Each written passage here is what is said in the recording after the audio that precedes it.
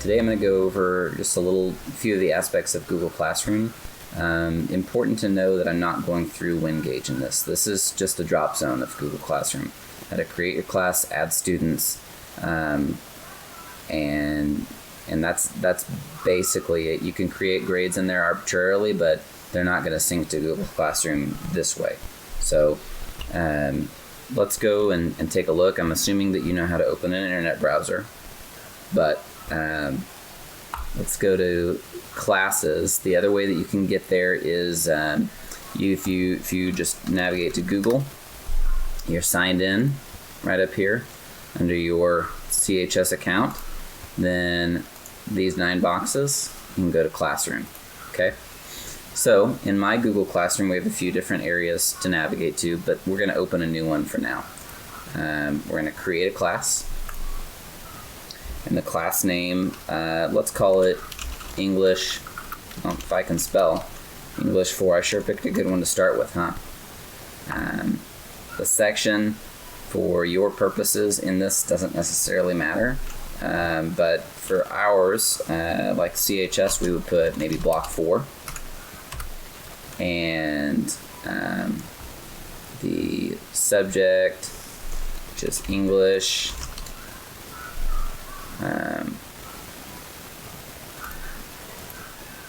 And your room number, mine's 906. So we're going to create, if you've got several different English sections, then it might be important to denote that this one is English 4, and instead on this section you could put, this is first hour. Okay. Or, something like that. So anyway, we're going to create our class. And it's waiting while it's creating. It's like a big Google Drive that it makes, so it takes a little bit. So if you want to invite students to your class, this pops up, says, hey, you can add students on the page, or you can give them the class code to join. That's important. So that class code, anyone that puts that class code in that spot on the home page, so if you click up here, this is our little navigation bar. This goes back to all of our classes. If they go here, they can hit join a class and enter that class code you gave them. So let's go back to our English 4 class. This is your class stream. This is kind of the home page. It's like if you use Facebook, it's like your news feed. So if you share something here, hey everybody, welcome to class, and then I post that, or I can add documents from my drive, a link, a file, or a YouTube video. That'll show up here. I can post it. I can schedule it for later. So if I know right now I want to post this thing, but I don't want it to show up till tomorrow, I just don't want to forget to do it. I have that problem. Probably none of you teachers have that problem, but I definitely have that problem. So I'm going to go ahead and schedule it now. I want that to show up on April 6th, because that's when we return to class. At 8 a.m., I'm scheduling it. And on April 6th at 8 a.m., that's going to show up. So I can click on my saved announcements here. See, there it is. I can edit it. I can delete it, whatever you need to do. I can go into people. This is where we add students. So if I can see that I'm the teacher here, but I can add another teacher if I need to. Or I can click here on this, and I can add students. If you are in your CHS server, under your CHS login, you should be able to just type students' names. So I'm going to type Colton Smith. One of my students, one of my ZTV kids, that's okay with me using their names. Colby Clark, I'm going to use him. So, and I know I can use Colby Smith as well. So there's 3 of my kids, and I can invite them to this class. Then they will show up, and when they accept it, they'll show up right down here. Then, a couple other things you can do. You go into classwork. This is where you create assignments, quizzes, all sorts of things. So if I create an assignment here and call it English paper, write a paper about English things. Okay, really, really specific. I can assign points here. This is worth 50 points. That's right, it's just like whose line is it anyway? The points don't matter. Now the points do matter for you, but for our purposes, no. I can give it a due date. Due date is April 13th, so they've got a week on this to do this paper. And if you don't give it a time to turn in, then it'll make it April 13th at 11:59 p.m. So it just has to be turned in before that. If they turn it in after April 13th at 11:59, you will get a notification every time someone turns it in that says, student turned in this assignment late. So you will get to know that. You can make a specific topic so that they can know this is supposed to be about this. Personally, I think that's kind of redundant because you have the instructions over here as well. That's up to you. Then you have a rubric.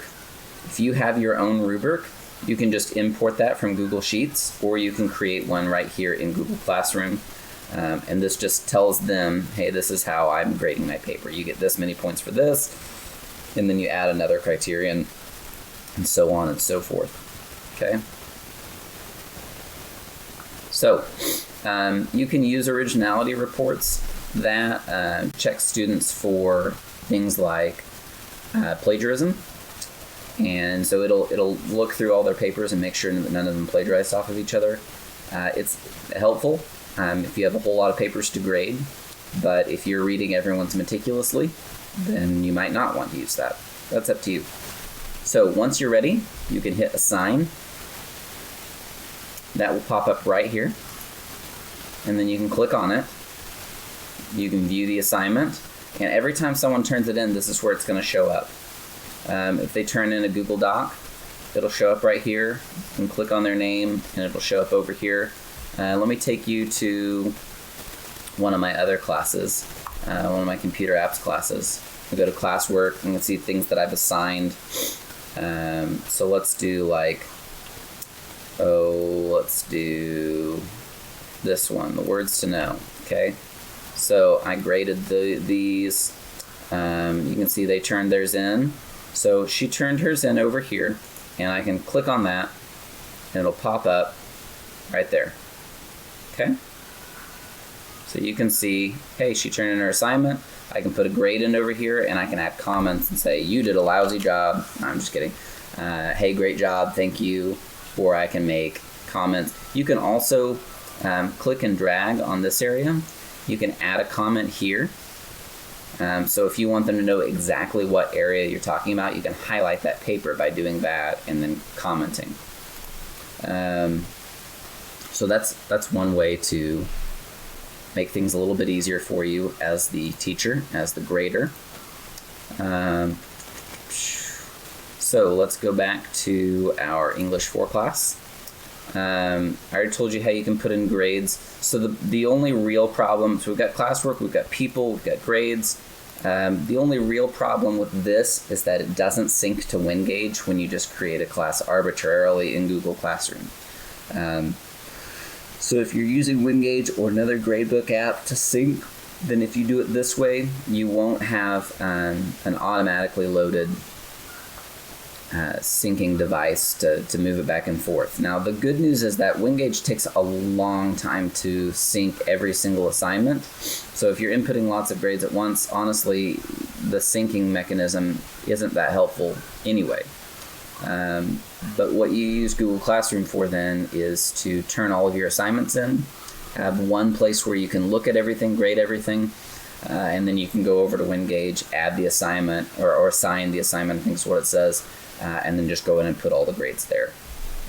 So another just couple of cool things that you can do on Google Classroom. You can select a theme, use these different presets, or you can upload a photo.